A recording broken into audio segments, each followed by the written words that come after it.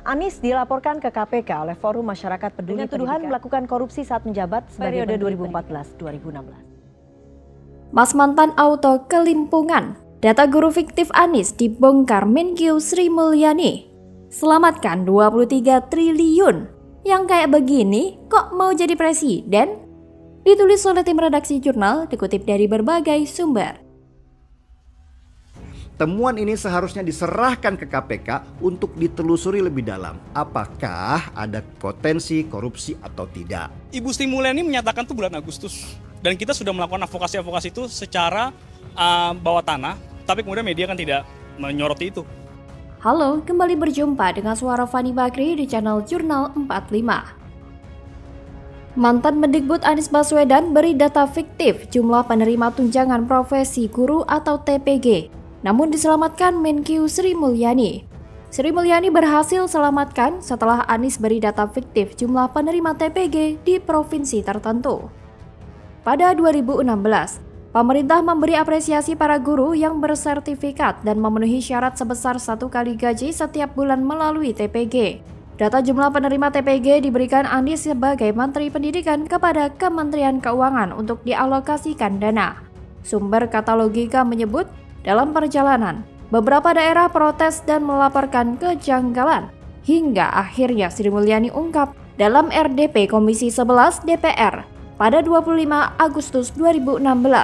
Ternyata kelebihan bayar menjadi senjata ampuh Anies untuk meraup keuntungan dari berbagai mega proyek maupun proyek menengah.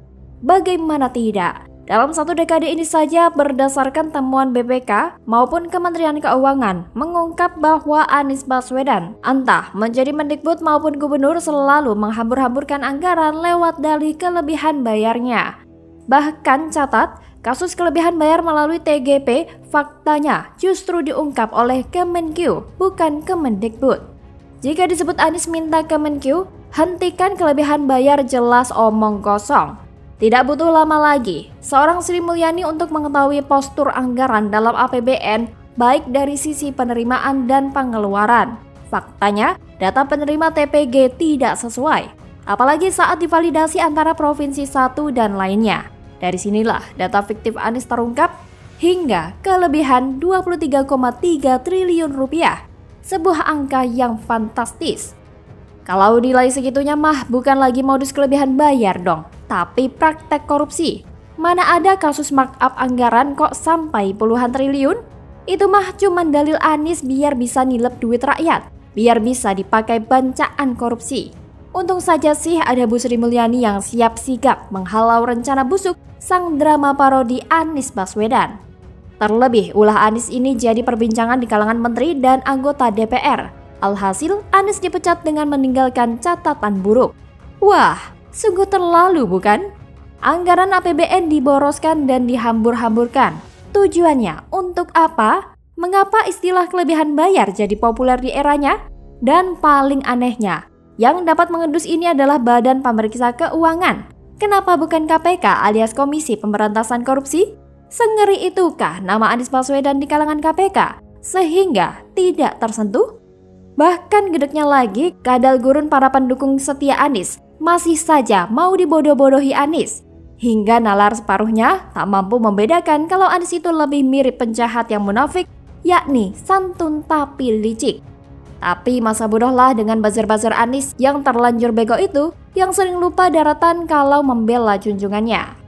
Lagian apa gunanya membela orang yang jelas-jelas bermasalah? Toh dengan begini Anies memang tak layak jadi presiden. Alih-alih jadi presiden, jadi capres saja sudah banyak batu sandungannya. Apalagi kalau beneran jadi presiden, bisa-bisa bangsa ini malah kena malapetaka. Memang lebih baik tidak perlu ada Anies di Pilpres 2024. Kalaupun ada isu Anies dijegal, peduli amat.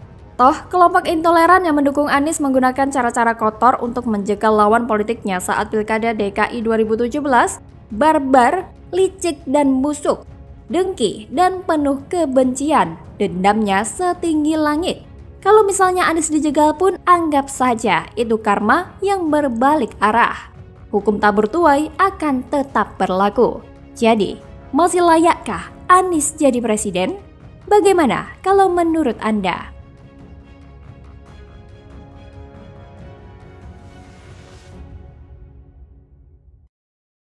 Oke, apa saja kejanggalan data ini?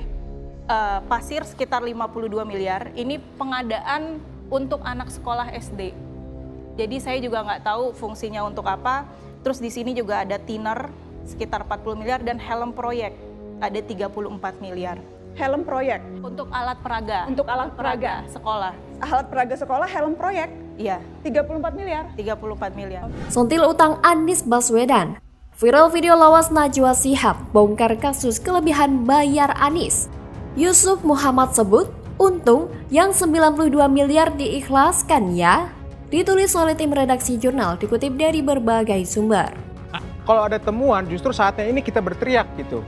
Kalau sudah disahkan, sudah diketok palu, itu sudah sangat telat kalau kita menemukan temuan. Bagaimana? Digugat dulu oleh warganya baru kerja, mana ada? Mana ada orang baru kerja setelah digugat? Itu gubernur. Halo, kembali berjumpa dengan suara Fani Bakri di channel Media 45. Tersibak sudah borok dan bobrok ex-gubernur DKI Jakarta Anies Baswedan ke muka publik. Belum reda isu utang pilkada yang menekuk muka Anies, lagi-lagi boroknya kelebihan bayar di masa jadi gubernur DKI Jakarta bongkar tuntas. Pegiat media sosial Yusuf Muhammad dengan nama akun @yusuf_dumdum kembali menyindir kabar utang baca pres Anies Baswedan. Pendukung Ganjar Pranowo itu mengomentari perbandingan harta dan utang 3 bakal capres 2024, Ganjar, Anies, dan Prabowo Subianto. Diketahui Prabowo mempunyai harta sebanyak 2,4 triliun rupiah dengan utang sebanyak 8 miliar rupiah. Sementara Anies memiliki harta sebanyak 18,5 miliar rupiah dengan utang 7,6 miliar rupiah. Terakhir, Ganjar memiliki harta sebanyak 14,8 miliar rupiah dengan utang 1,3 miliar rupiah. Gila, rasio utang Abbas hampir 50%. Ini belum ditambah utang 92 miliar saat pilkada ke Sandiaga. Bisa jadi berapa tuh cuitnya? Dari mana Anies bisa membayar hutang modal pilkada yang sampai 92 miliar itu? Padahal video lawas Anies soal kelebihan bayar beredar kembali. Diketahui video lawas tersebut merupakan video Najwa Shihab yang tengah mewawancarai Imam Mahmudah selaku anggota DPRD DKI Jakarta fraksi PDIP yang membeberkan banyaknya anggaran-anggaran janggal di era Anies menjabat. Ima pun membongkar beberapa daftar kelebihan bayar era Anies lewat data anggaran Dinas Pendidikan DKI Jakarta. Ima mengatakan ada deretan pengeluaran yang janggal seperti pengadaan pasir untuk alat peraga anak sekolah SD sebesar 52 miliar. Kemudian juga tertera helm proyek sekitar 34 miliar dan thinner sebesar 40 miliar. Bahkan Najwa Shihab dalam acara diskusi Mata Najwa itu sampai dibuat tercengang dengan adanya data anggaran janggal tersebut. Dari sinilah kemudian kita bisa melihat betapa Anies adalah gubernur amatiran dan alergi transparansi. Kenapa? Anies tidak paham proses penganggaran yang baik dan yang seharusnya dokumen-dokumen perencanaan anggaran harus diupload ke website APBD Pemprov DKI. Namun apa yang terjadi? Anies tidak melakukannya. Seolah-olah ia ingin menutupi kasus kelebihan bayar yang ia kehendaki. Tentu tiba video lawas Najwa Shihab ini beredar. Menjawab sudah bagaimana cara Anies membayar utang Pilkada DKI Jakarta 2017 silam kepada Sandiaga. Banyaknya rentetan kasus kelebihan bayar memang sudah menjadi tabiat Anies. Jangankan pas jadi gubernur saja, waktu Anies jadi Mendikbud pun juga sama. Ada banyak kasus kelebihan bayar yang ia lakukan hingga berujung dipecat Presiden Jokowi. Bahkan sebelumnya pun diketahui, hasil laporan Badan Pemeriksaan Keuangan atau BPK Provinsi DKI Jakarta telah menemukan adanya kelebihan pembayaran terhadap gaji tunjangan kinerja daerah atau TKD dan tambahan penghasilan pegawai atau TPP. Hal itu diketahui berdasarkan laporan hasil pemeriksaan atas laporan keuangan pemerintah Provinsi DKI Jakarta tahun 2020. Dalam laporan itu disebutkan, berdasarkan laporan pemeriksaan bahwa data pembayaran gaji dan TKD atau TPP dan pengelolaan gaji pegawai pada beberapa OPD diketahui masih terdapat data pegawai yang tidak mutakhir. Politikus Partai Demokrasi Indonesia Perjuangan atau PDIP itu menegaskan bahwa kasus kelebihan bayar bukan pertama ini saja. Akan tetapi, sebelumnya kasus kelebihan bayar juga terjadi di Dinas Pemadaman Kebakaran Provinsi DKI Jakarta. Makanya timbul pertanyaan mengapa di tengah kasus kelebihan bayar merajalela, justru BPK malah memberikan penghargaan WTP sampai 5 kali berturut-turut kepada Pemprov DKI era Anies, kan makin aneh. Menyibak kasus kelebihan bayar era Anies di DKI Jakarta memang bukan perkara yang mudah. Terlebih menelisik apa motif sebenarnya Anies melakukan hal itu, ya setidaknya kita sadar kalau Anies adalah sosok pemimpin yang licik dan licin. Demi memuaskan hasrat berkuasanya, ia rela menghalalkan segala macam cara. Tak ayal, rela ngutang puluhan miliar dan dibayar pakai jasa kelebihan bayar. Bagaimana kalau menurut Anda?